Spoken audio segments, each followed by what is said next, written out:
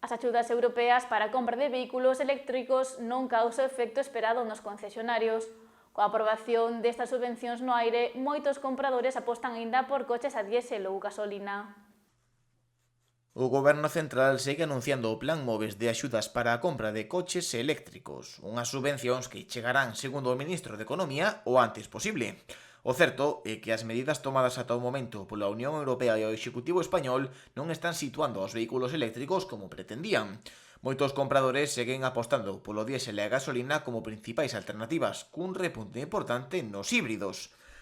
O comezo de ano está deixando boas sensacións en moitos concesionarios que mesmo apuntan a unha suba das vendas con respecto ao normal nestes meses. As ventas están sendo boas, empezou o ano forte, sobre todo neste mes de febreiro foi bastante bo. En tanto en tema de coche de ocasión, en novo empeza un poquinho a estabilizarse a cousa. Normalmente o ano empeza un pouco flojo, pero este ano, sobre todo a partir de finales do mes de enero, foi bastante movido.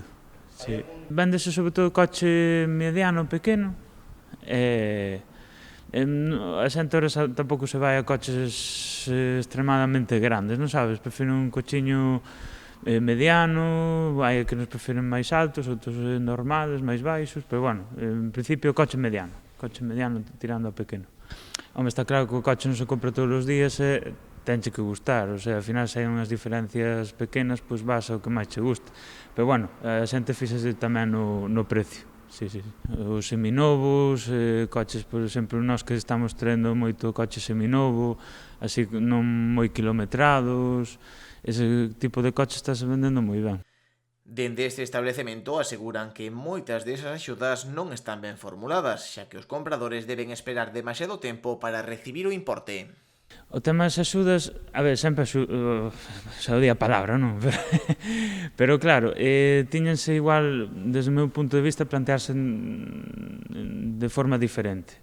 Porque, por exemplo, as axudas do Plan Moves do Estado da compra do coche eléctrico son as axudas que hai que solicitar e os tempos que dan para recibir a axuda por parte dos clientes que compran os coches son moi altos. Non sabes, non é unha cousa rápida, directa, entón ao final non incentiva tampouco. Adrián Rodríguez asegura que o coche eléctrico ten bons números de venda, pero que o seu atractivo reside nos recursos dos que dispoña cada particular. Véndese, pero non están alcanzando as cuotas que están ou que intentan por parte das institucións que cheguen, non sabes? Porque ao final o cliente tense que adaptar ás súas necesidades, non? E a veces o coche eléctrico non cumpre con esas. Todo depende da situación de cada un. E ao final a xente que entra pola porta pois ten que saber máis ou menos o uso que lle vai dar o coche, as necesidades de todo tipo, tanto de espacio como de uso, como de todo. Entonces, dependendo disso, pois hai que mirar. Hai tempo xa que os condutores perderon o medo de ver prohibidos os seus vehículos a diésel ou gasolina ao non resultar as medidas de transición ecolóxica tan inmediatas como se pretendía. O coche non se vai acabar aquí, o sea, que quen compre un diésel ahora non vai a quedar sin coche nuns anos, e que compre un gasolina tampouco e un híbrido tampouco, o sea, ao final penso que o que se vai a tratar é de ter un abanico de opcións.